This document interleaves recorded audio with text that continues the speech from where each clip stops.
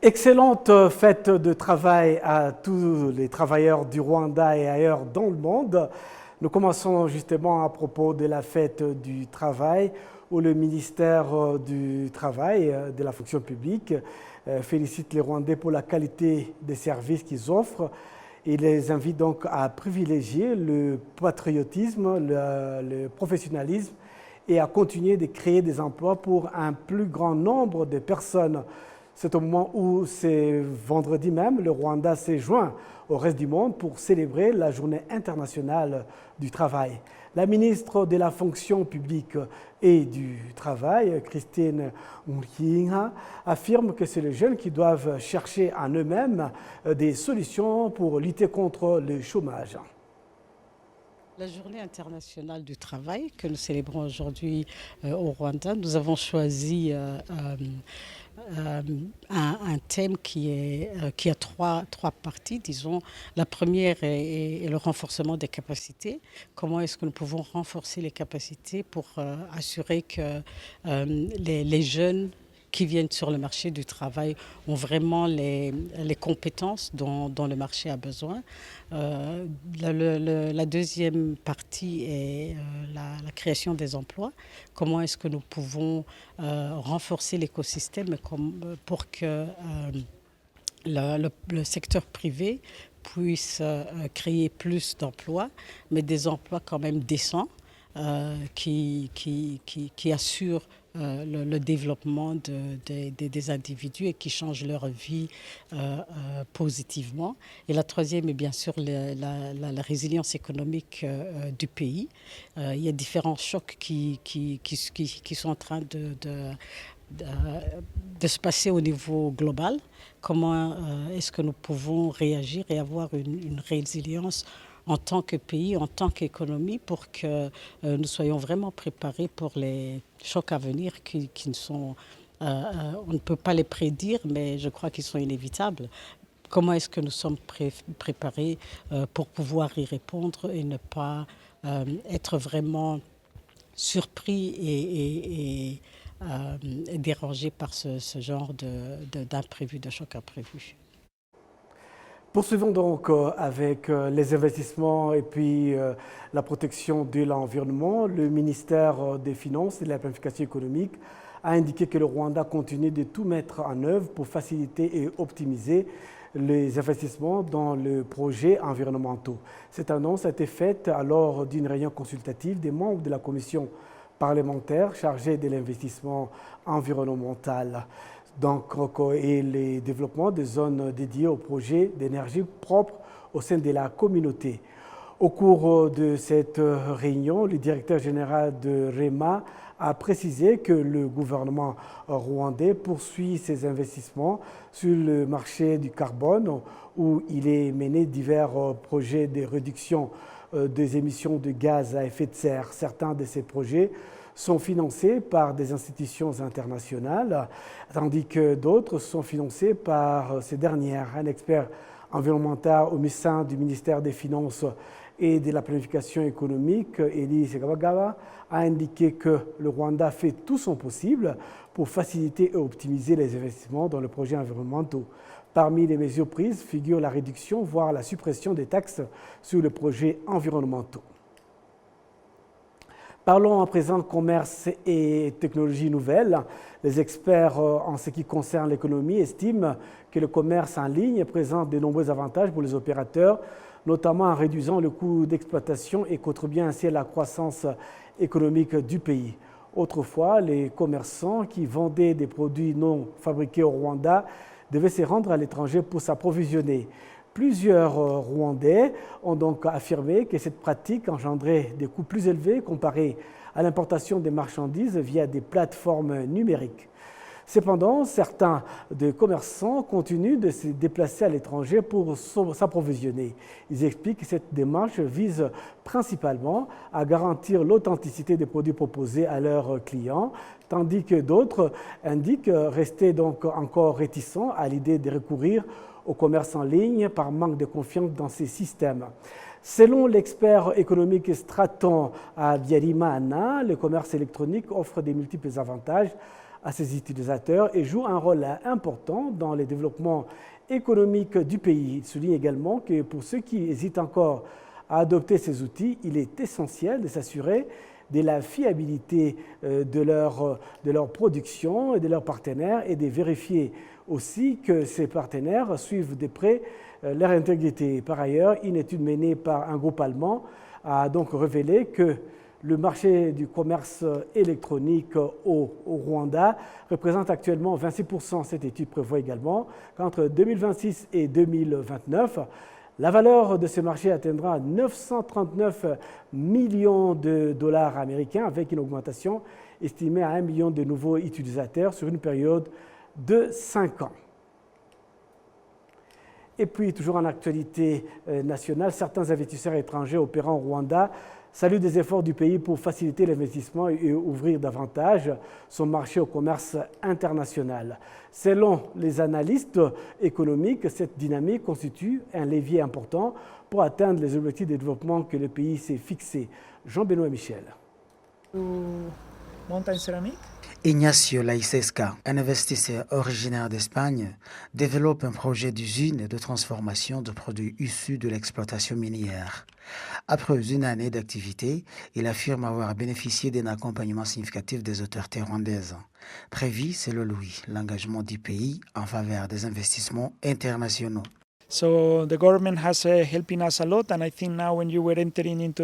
Le gouvernement nous a beaucoup aidés. Lorsque vous entrez ici dans l'usine, vous constatez qu'il nous accompagne progressivement pour son expansion, notamment en facilitant l'accès à l'électricité là où elle n'était pas encore disponible. Nous avons également collaboré avec différentes institutions pour mettre en œuvre les projets industriels. Un témoignage que partage également Balbul Tahil, investisseur d'origine turque installé au Rwanda depuis 8 ans. Il se souvient particulièrement de la facilité avec laquelle il a pu enregistrer son entreprise dès son arrivée. Honnêtement, je pense que ça serait compliqué. Mais lorsque vous disposez de tous les documents requis, tout se fait le même jour. J'ai été servi immédiatement. L'accompagnement que nous avons reçu était professionnel et inoubliable. Pour l'économiste et professeur Karuranga Ejid, la poursuite de cette tendance à la hausse des investissements internationaux permettra au Rwanda d'atteindre ses ambitions à long terme.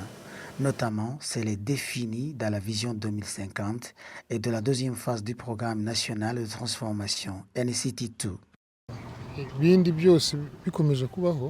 Si tout continue dans cette dynamique vers la vision 2050, d'ici 2063, nous aurons des résultats concrets à présenter. Ils sont déjà visibles aujourd'hui, mais nous devons continuer à nous positionner en tête en Afrique, notamment en matière de sécurité, de gouvernance et de productivité. Par ailleurs, les prévisions de Rwanda Development Board indiquent que cette croissance des investissements privés devrait générer environ 38 150 emplois. De son côté, la Banque nationale du Rwanda rapporte que les investissements directs étrangers ont atteint 872,9 millions de dollars américains en 2024. Parlons à présent agriculture et ressources animales. Le ministère appelle la jeunesse à s'engager dans le secteur agricole et à franchir un cap, assurer d'abord son autosuffisance alimentaire tout en devenant un moteur de création d'emplois. Un message fort lancé lors de la cérémonie de remise des prix aux meilleurs projets portés par de jeunes entrepreneurs agricoles. À cette occasion, les partenaires du secteur, notamment Heifer International Rwanda, ont également encouragé les jeunes à croire à leurs idées, même à leur début, et à s'inspirer des expériences des autres pour progresser. Jean-Benoît Michel. La directrice générale de Heifer International Rwanda, Verena Ruzibuka, a encouragé les jeunes à ne pas hésiter à présenter leurs idées, même encore en développement, et à apprendre des expériences des autres. Nous souhaitons adresser un message aux jeunes engagés dans l'agriculture moderne. Même si votre idée est encore petite ou pas totalement aboutie, n'ayez pas peur de la présenter. Venez exposer-la, écoutez les avis des autres, tirez-en des leçons, puis retournez et l'améliorer. Nous avons vu des participants des éditions précédentes qui n'avaient pas gagné immédiatement, mais qui ont persévéré dans le développement de leurs projets. Le ministre de l'Agriculture et des Ressources animales, Dr Télésphore Ndabamenye, quant à lui, a réaffirmé l'engagement du ministère à soutenir ces jeunes entrepreneurs. Le ministère continuera d'agir sur des axes principaux. D'abord, en facilitant la mise en réseau de jeunes avec leurs pairs vaudois dans le même domaine. Ensuite, en les connectant aux différents partenaires. Leurs idées orientées vers l'entrepreneuriat et la création de richesses nécessitent un accompagnement renforcé en termes de connaissances et de formation. C'est précisément notre mission. Améliorer ces dispositifs avec l'appui de partenaires en fait de mieux soutenir la jeunesse. Au total, une enveloppe de 65 millions de francs rwandais a été attribuée aux lauréats. Le premier prix a reçu 30 millions de francs rwandais, le deuxième 20 millions de francs rwandais et le troisième 15 millions de francs rwandais.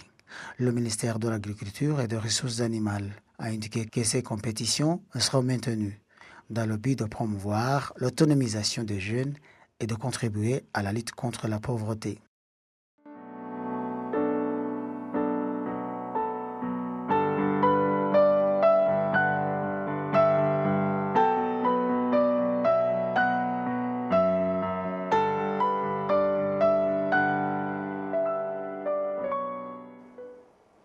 Le ministre rwandais de l'Unité et de l'Engagement civique, Dr Bizimana Jean Damascène, s'est joint aux habitants des Mobilizi. C'est en district de Rusizi, en vue de commémorer pour la 32e fois les génocides perpétrés contre les Tutsis au Rwanda en 1994.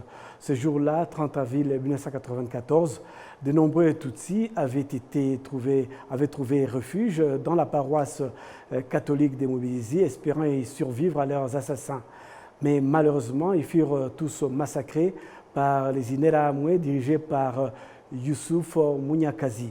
Les survivants ont honoré leur mémoire, en particulier celle de ceux qui s'étaient réfugiés dans cette église. Les Tutsis qui avaient trouvé refuge dans cette église provenaient des secteurs Mobilizi, Mukungiri et Kyoto, aujourd'hui situés dans les secteurs de Gashonga et Nyakarezo. C'est toujours en district de Rusizi. Et puis, en district de Rubavu, une cérémonie commémorative s'est tenue au mémorial du génocide en vue de rendre hommage aux victimes de l'ancienne commune de Rubavu, dénommée commune rouge. Ces mémorials s'étendent aujourd'hui sur les secteurs de Gisenyi, Rubavu et Rugerero. Cette cérémonie a connu la participation des présidents du Sénat rwandais, Dr Kalinda François Xavier. Une marche de mémoire a été organisée et partie du carrefour de la route de Buhuru, où des survivants des génocides contre les Tutsis et d'autres témoins ont attesté qu'en 1994, de nombreux Tutsis y avaient été massacrés par des Interahamwe dirigés par Sibomana Jean Bosco, qui se faisait appeler Cher. Abishuti Cyprien, un survivant de cette région, confirme qu'à Buhuru, les Interahamwe attendaient les Tutsis venant des différents quartiers de la ville et les ont tués avec une extrême cruauté. Au cours de cette cérémonie, le corps de 2 Tutsis récemment découverts dans la cellule de Buraza ont également été inhumés. Une foule de citoyens de tous les horizons, principalement de survivants des habitants du district de Rubavu et des écoliers, se sont rassemblés au mémorial de la commune rouge où se poursuivaient les commémorations. Ces mémorials abritent les dépouilles de 5209 Tutsis tués pendant les génocides.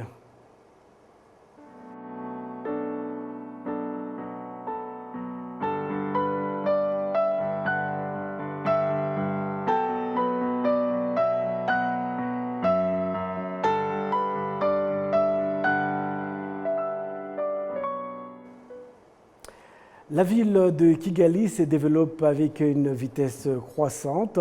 De plus en plus de parkings sont construits pour pouvoir héberger les véhicules de tout type, mais dans d'autres quartiers, il y a un souci par rapport à ces parkings. Entre 6h et 10h le matin, puis de 17h à 21h le soir, Le bus de transport public circule désormais sur des voies qui leur sont exclusivement réservées dans certaines routes de Kigali. Les passagers saluent cette initiative, estimant qu'elle facilite leur déplacement par rapport à la situation antérieure. Aujourd'hui, si un bus vous retarde, c'est seulement parce qu'il est tard à arriver. Mais une fois que vous êtes à bord, il circule librement. En 5 minutes, il fait le même trajet qu'une moto.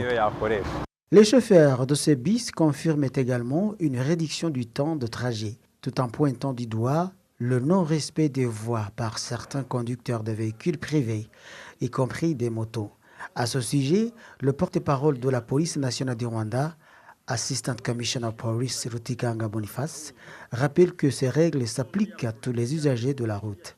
Par ailleurs, dans le quartier commercial de Kigali, connu sous le nom de quartier commercial, la suppression des parkings le long des routes pour fluidifier la circulation suscite des inquiétudes chez les commerçants qui peinent désormais à décharger leurs marchandises. Ce que nous demandons aux autorités, c'est de nous aménager des espaces pour charger et décharger les marchandises. Aujourd'hui, lorsque nous le faisons, la police nous verbalise. Face à cette situation, la porte-parole de la ville de Kigali, Nirenganya Emma Claudine, recommande aux commerçants d'effectuer ces opérations durant la nuit. La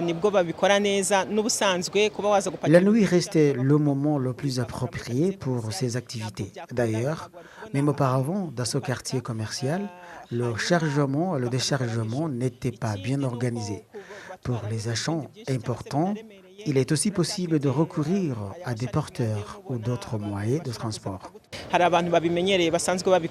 Enfin, la ville de Kigali invite les conducteurs de véhicules privés à respecter les horaires d'utilisation des voies réservées aux bus, clairement signalés, ou emprunter des itinéraires alternatifs. C'est donc avec cet élément que nous allons mettre un point final à cette grande édition du journal à langue française. Au nom de toute l'équipe technique dirigée par Léoncie Kanzaïré, je vous souhaite de passer un excellent week-end en notre compagnie.